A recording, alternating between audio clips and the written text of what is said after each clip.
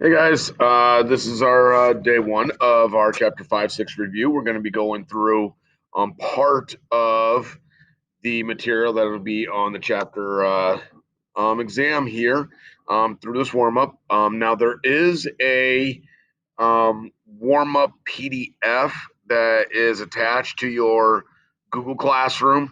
It's really there for the three graphs, so you don't have to do the graphs. Now, if you want to draw them by hand on a piece of paper, by all means, have at it. But I thought I'd provide those graphs on a PDF in case you wanted to utilize that for that part. So um, without further ado, let's go ahead and begin the problems. Let me get my ugly mug out of here. Bada bing. All righty, so let's go ahead and start off with these three. Go ahead and pause the video and do these three problems. Okay, this first one here, I'm going to rewrite it below. It's a two-step inequality. Variables here on the left. So I'm going to add 8 to both sides. That's 0. Easy with negative 4x is greater than or equal to 56 plus 8 is 64. Finish him. Divide both sides by negative 4. Now, this is that point with inequality we have to remember. If I'm dividing both sides by a negative, I have got to flip my inequality sign. So this is going to be x is less than or equal to negative 16. Okay, so when I go to graph, since this or equal to part is here, we would use a closed dot, and then it's pointing to the left. So I would shade all of that in. Okay, now remember, that means that these are the solutions. Okay, and that's where the graphing is helpful. Number two, rewrite this. Variables on the right side here this time. So I need to move that negative 8. So I'm going to plus 8 on both sides. That's 0. Negative 10 plus 8 is negative 2.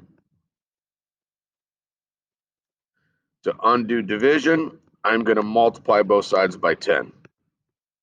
Now, since I'm multiplying by a positive, I do not need to change my inequality sign. 10 times negative 2 is negative 20. These 10s cancel out, and I have my x there.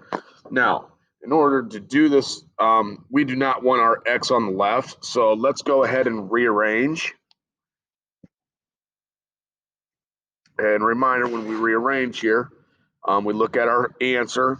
This is eating the x, so I need to make sure it's eating the x. X is greater than negative 20. Okay, since it's missing the or equal to line, I have an open dot, and it is pointing to the right. And those are all my solutions. Remember, if it's in the shaded area, it's a solution. If it's not in the shaded area, it's not a solution. When it comes to the actual point, okay, you have to pay attention to open dot, closed dot. Okay, so negative 20 is not a solution because it's an open dot. On number one, negative 16 is a solution because that's on a closed dot. Number three, two numbers that multiply to be 16 and adds up to be 8. Now, some of you might have figured it out, but if you can't, remember you start with the number 1. So 1 times 16 is 16. 1 plus 16 is 17. So that's not it. You go to 2. You got to think of 2 times some number that gives me 16. So 16 divided by 2 is 8. 2 times 8 is 16. 2 plus 8 is 10. That's not it. Next number is 3. The problem with 3, 16 divided by 3 is a decimal. So 3 is done. I'm going to go to 4. 16 divided by 4 is 4. 4 times 4 is 16. 4 plus 4 is 8. So my two numbers are 4 and 4. Bada bing, bada boom. All right. Let's go on to compound inequalities. Let's go ahead and pause the video and complete these two problems. Now, this first one is an or statement. So we need to do the two problems. There's one of them.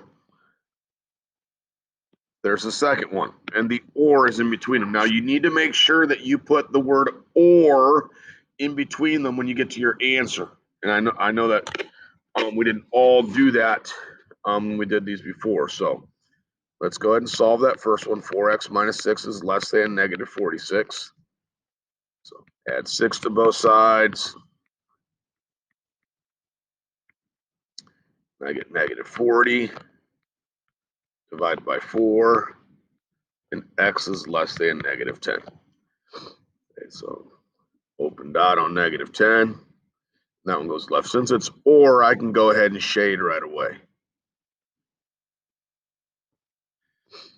Go on to the second one. Be very careful with this one. 8 minus 1k is less than negative 2. Minus 8 on both sides. Minus 8 is 0. This is negative 1k is less than negative 10. Finish him. Divide by negative 1. I did divide both sides by negative, so I do need to flip my inequality sign. I get k is greater than 10. Okay, remember, for my answer, I have to put the or in between. And I would have open dot on 10. That one goes to the right. Okay, so when we talk about solutions and choosing which ones are solutions, okay, the solutions are the stuff in the shaded area. So like negative 11, negative 12, negative 13, negative 14, negative 15. On this side, 11, 12, 13, 14, 15. But all these in the middle are not solutions for this one. Now, with number 5, this compound inequality, thing we have to remember is the middle part goes with both problems. We got to make our own problem here. This is an and statement. The first one, we're going to do left and middle. So it'd be 47 is less than 10x plus 7. And for the second one, we use the middle on the right side. So we have the 10x plus 7 is less than 57. And we got to solve these equations. So minus 7 on both sides. 40 is less than 10x. Divided by 10, and 4 is less than x. I'm going to rearrange that for my graphing. Eating the x, eating the x. Now, with these, we do not want to shade right away because it's an and statement. We need to make sure that that we're doing where they both are. So I know this is an open dot here, and I'm just going to mark it goes this direction.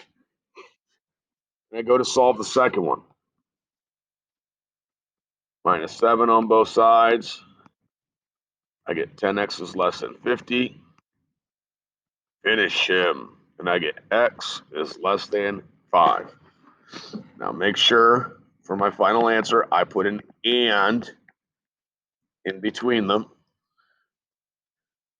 So it'd be open dot here, and that one goes left and right in between. So really the only solutions are those little decimals in between there that are 4 point something. Okay, and that would be it. All right, let's go ahead and go to the graphs. Okay, so number 6 starts our graphs. Go ahead and pause the video and complete both of these graphs. All right, this first one is just a single inequality, linear inequality. So remember, y-intercept is 1. The slope is 2. It's 2 over 1, so I'm going up 2, right 1, and I want to create extra points. Up 2, right 1, 2, right 1, then I reverse that down 2, left 1, 2, left 1, down 2, left 1. Now, you do have to pay attention to what type of line. Just like we had the open dot, closed dots, you got to pay attention. This has a or equal to part, so this is a solid line. So I'm going to go ahead and draw a solid line here. And then I look at this sign. This is a less than, y is less than. And on y is less than, so we shade down. So all of this would be my shaded area.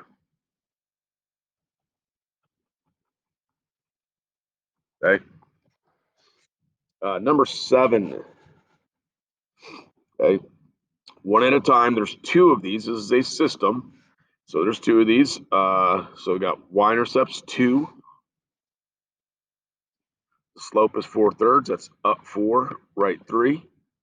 Now 1, 2, 3, 4. That's off my graph. I'm going to mark a general point, but I need to reverse this. Down 4, 1, 2, 3, 4. Left 3, 1, 2, 3.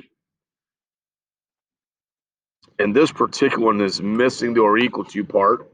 So this is going to be a dotted line. Okay, so this would be a dotted line. And I'm not going to color all the way in yet, but this is y is greater than, so I know it's up here is where I need to be concerned about for my shading. Okay, I don't need to worry about anything down there in that area. I go on to my next one. I'm going to do that one in blue, a different color. Okay, it's already in slope-intercept form. Y-intercept's -3. Slope is -1/3, so that means down 1, right 3. So down 1, right 3. I could also go up 1 and left 3. And that one is a solid line.